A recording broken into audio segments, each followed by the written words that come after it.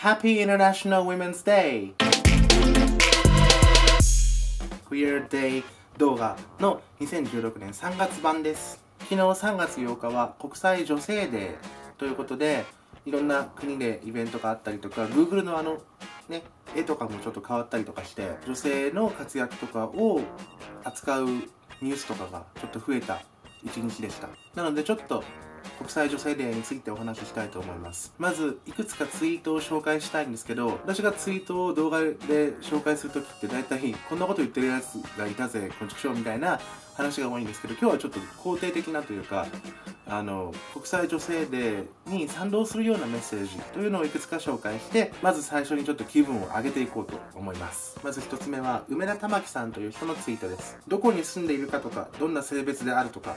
誰のためであるとか関係なく、ただ自分自身が一人の人間としてジェンダー平等の実現のためにできることを。次に加山さんという人のツイート。ジェンダー平等のために、男女ともに社会的性差に縛られずに住む世界のために。次に椎木里香さん。少し遅れましたが国際女性デーです。世界中の女性に教育を、健康を、平和を、公平を。そして最後に宇井綾乃さんという人のツイートです。先人の女性たちもそうだし、今現在起こっている女性とジェンダー平等のために戦う全てのジェンダーの人もそう。怒る人を嫌う人は多いけれど、怒る力も出ないとき、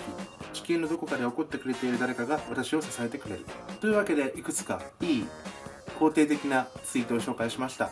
ネットで見ると結構否定的なというか、女性差別はあるけど男性差別だってあるよねとか、なんかこう国際女性デーに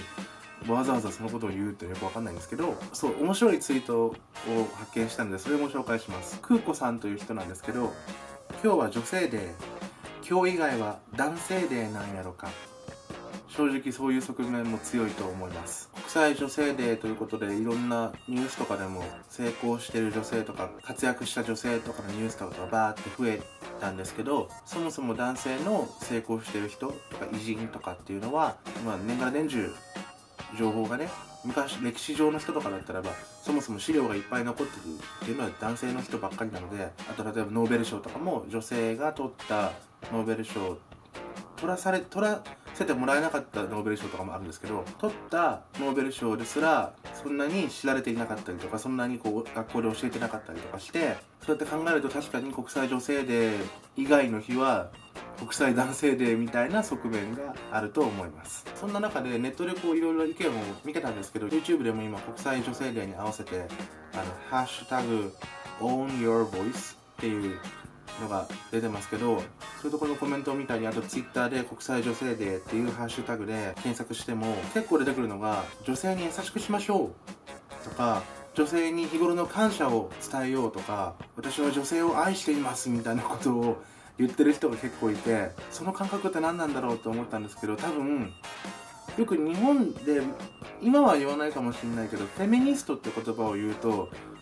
女性に優しい男性っていう意味で男性同士でこう揶揄的に使ったりする言葉としてあった歴史があると思うんですけど、英語の feminist には全くそういう意味はなくて、feminist は単に someone who supports feminism というシンプルな定義です。つまりフェミニズムを支持する人のことで、フェミニズムっていうのは大きく言ってしまうと、例えば政治の分野とか社会的に全体的にとか経済の分野とかいろんな面で男性と女性が同じだけの権利とか尊厳とかを認められるのが正しいんだよっていうふうに思うのがフェミニズムです。あとは例えば女性が女性であるというだけで下に見られたりとか期待されなかったりとかっていう、それもその文化的な面というのにも反対するようなものの見方のことをフェミニズムと言います。なので女性に優しくしましょうとか、女性を愛しましょうとか、女性に日頃の感謝をとか、そういうのとは全然違う話なんですね。で、国際女性デーっていうのも実はもともとはストライキとかをやる労働者の中の女性、100年ぐらい前なんですけど、そういう女性たちの中から始まった、そこに端を発している日なので、そもそも初めから女性労働者にきちんとした労働者としての権利を与えろとか、そういうところから始まった日なんですね。だから今でも国際女性デーっていうのは一応その延長線上にある、女性が奪われてたりとか侵害されている権利とか尊厳っていうものの回復を求める、そういう動きとして国際女性デーっていうのはこの100年ぐらいの間歴史を紡いできたわけです。途中でブツって切れちゃった時もあったんですけど、だから国際女性デーっていうのは成功したセレブ女性とかを称える、活躍してるすごい CEO のなんとかさんですとか、ファッション業界のどうのこうのとか、女優のなんとかさんがすごいいいスピーチをとか、そういう話はちょっとかけ離れてるというか、国際女性デーの元の考え方というか見方、どこからその動きが生まれたのかっていうのと、今の国際女性デーのメディアでの扱われ方っていうのは全然かけ離れてるものなんですね。ましてや女性に感謝をする日では全然ない、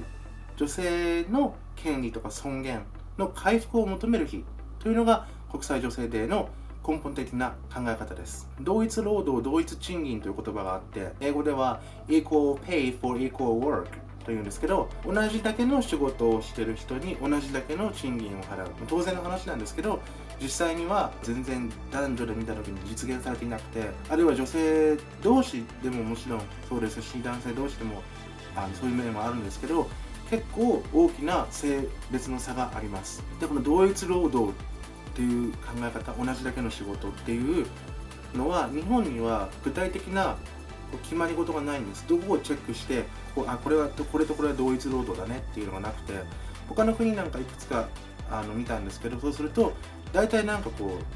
3、4項目があって、例えばどれだけの責任がその人に与えられているのかとか、どれだけ負担が普段仕事をしている中でその人にあるのかとかっていうのを見る。だから例えば総合職と一般職みたいな分け方で、総合職だから賃金が高くて一般職は賃金が低いみたいなのは言い訳にはならなくて、仕事が違うって言っても実際に例えば総合職にいる人と一般職にいる人で、この2人が同じだけの責任を負わされるような立場だったり、同じだけの負担を日々強いられているような状況であれば、この2人は同一労働だっていうふうに言えるんですね。でも日本の場合はその具体的な指標というか項目がないので、同一労働同一賃金って言ってもそもそもそこを是正しようというふうになった時のガイドラインみたいなものがきちんとないっていう状況があります。どの国でも男性と女性のその賃金格差、wage gap というんですけど、賃金格差があるんですけど、例えばアメリカだと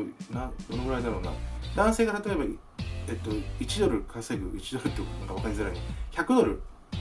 稼ぐ時に女性がだいたい70何ドルとかって、結局同じような仕事をして同じような責任を持って同じような負担を強いられててとか、そういう項目をねちゃんと合わせたところで女性っていうことだけで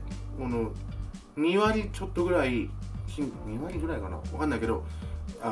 賃金が低いっていう統計が出てるんです。で日本なんかだともっとひどくて、正確な数字は持ってないですけど、性別格差、男女格差の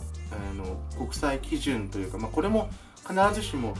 その基準が絶対正しいっていうわけじゃないんですけど、それによると日本は確か今年だか去年だか百何十カ国あるうちのなんか100何人みたいなすげえ低いところにいるんです。賃金格差だけじゃないですけどね、それは。さらにその外で働いてるだけじゃなくて、家の中でやるような家事労働、あとは育児労働、介護労働とかっていう無償ですることが当然だと思われているような仕事っていうのも女性に押し付けられていることが多いですよね。当然そういうのするものだ、当然そうだよねって納得してる人もいるでしょうし、納得できないという人もいると思いますけど、社会全体的に見ればそれが女性ばっかりに偏ってるっていうのはとっても異常な状況ではあります。よく誰が食わせてやってんだみたいなことを旦那さんが奥さんに、専業主婦の奥さんとかパート就労とかの奥さんとかに言ったりしますけど、でもその旦那さんは例えばフルタイム就労で残業とかもあったりとかするかもしれないし、それをやって家に帰ってきた時に家事をしないで済んでる。一人暮らしとかシングルファーザーだったら当然自分でやらざるを得ないことなんですけど、それをやらないで済んでる。逆に言えば誰が外で働かしてやってんだって言われてもおかしくないんですよ。だから双方がいて成り立ってる状況なのに、なんか知んないけど男の人の方は自分のおかげで生活が成り立ってるっていうふうに当然のように思いやすい。その家事労働とか育児労働、介護労働っていうものに値段がつけづらいから。実際にはつけられるんですよ。だって外で頼めばお金払ってやるわけですから。でも家族愛とか夫婦愛とか親から子供への愛とかいうベールに包まれて金額が見えなくなっているみたいなところがあります。あとはさらに女性にすごく多いパートタイム就労なんですけど、パートタイム就労の人っていうのは大体家計補助、家の家計の補助的な、つまりメインの収入じゃないだろうっていうふうに当然思われてるという傾向があって、それは各企業とか本人たちもそうかもしれないし、政府とかもそういうふうに思ってるケースが多いです。でも実際にはパートタイム就労が3人家族の中にいて何とか成り立ってるっていう家庭もいっぱいありますし、補助って言っても実際は例えば全体のね、家計の4割ぐらいが自分の収入だ、パートタイムの収入だっていう家族もいっぱいいます。でもパートタイムは家計補助的なものだから契約更新しないとかいきなりなってもしょうがないみたいなところがあって、そういうふうに言われることが多いんです。裁判所なんかでもそういう判決を出した例というのがあったこともあって、それでそのパートタイム就労っていうもののかなりの大部分を女性が占めているこの状況っていうのは、女性の経済的な自立、自分一人で生きていくとか自分と子供だけで生きていくとか、そうすることができるっていう安心感から、自分で本当に望んだ時に離婚ができるとかっていう自由がその状況では奪われているような感じになってしまいますよね。さらに例えば同じ職場にいる男性と女性で、例えば同じように活躍しているとしても、その職場において男性が中心的で女性は二の次だみたいな意識がみんなの中にあると、女性は活躍しづらくなってしまいます。例えば偉い人が男性ばっかり、出世している人は男性ばっかりの会社においては、女性は出世するっていう自分のモチベーションをキープすることも難しいかもしれないし、自分の今の待遇では不満ですってことを上に言うことも難しいかもしれない。実際そういう研究があって、女性が出世しない理由の一つとして、女性は自ら自分の出世を要求しないんじゃないかっていうふうに長く思われてきたんですけど、実際にはいろんな調査の結果、上司が女性の場合っていうのは男性も女性も自分の出世っていうのを同じぐらい要求する。でも上司が男性の場合っていうのは女性はそれを抑えてしまう自ら。それってつまりこの労働者自身、女性本人がどうこうっていう話じゃなくて、労働環境的に女性が上に立つことがよくあるような環境であれば、もっとその後の女性たちに出世の道が開かれていくということで、環境の問題であったという研究結果が実際にあります。自分なんてとか、どうせ私はパートタイムだから、どうせ私はそんな責任のある仕事できないからとか、この間私の知り合いでも聞いたんですけど、900円の時給でどうって言われた女の人が、いや私は850円ぐらいでっ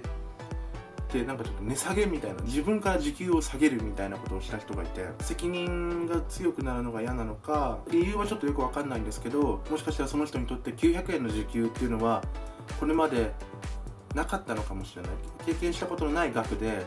そこに行った時に自分が何を求められるのかっていうのが不安になってしまったのかもしれない。その人のことを知ってるかじゃないから私はよくわかんないですけど、そういうこともその人が生きてきた環境とか、これまで行った職場とか今いる職場とかの環境によって左右されることが大いにあるということだと思います。今いろいろ話してましたけど、国際女性デー、女性の日ですって言っても、女性の中にもいろんな人がいます。いろんな境遇とかいろんな状況もあります。女性差別って言ってもそんなの感じたことないよっていう人もいるでしょうし、日々とても悔しい思いをね感じている人っていうのもいっぱいいると思います。成功者と呼ばれる女性だけではなくて、日々職場とか家庭とかで女性だからといって理不尽な思いをしたりとか、声を上げてね改善させたりとか、あるいは心が折れてしまって諦めモードになっている人とか、いろんな女性がいます。国際女性デーというものを今回初めて知ったという人もいると思います。昔から知ってたよという人ももちろんいると思いますけど、一緒に考えてほしいのは、国際女性デーを成功した女性だけのものにしないということ。そして普段女性に押し付けられている家事労働とか介護労働とか育児労働とか、あるいは従順さとかっていうその性別役割みたいなものに対するなんかいつもやってくれてありがとうね、これからもよろしくお願いしますみたいな日にしないということはとても大事だと私は思っているので、それを皆さんにも考えてほしいなと思って今日のクイアデイ動画を作りました。この動画が気に入ったら Facebook とか Twitter でシェアしたり、いいね的なこういうやつをぜひ押してください。やる気が出ます。見てくれてありがとうございました。では。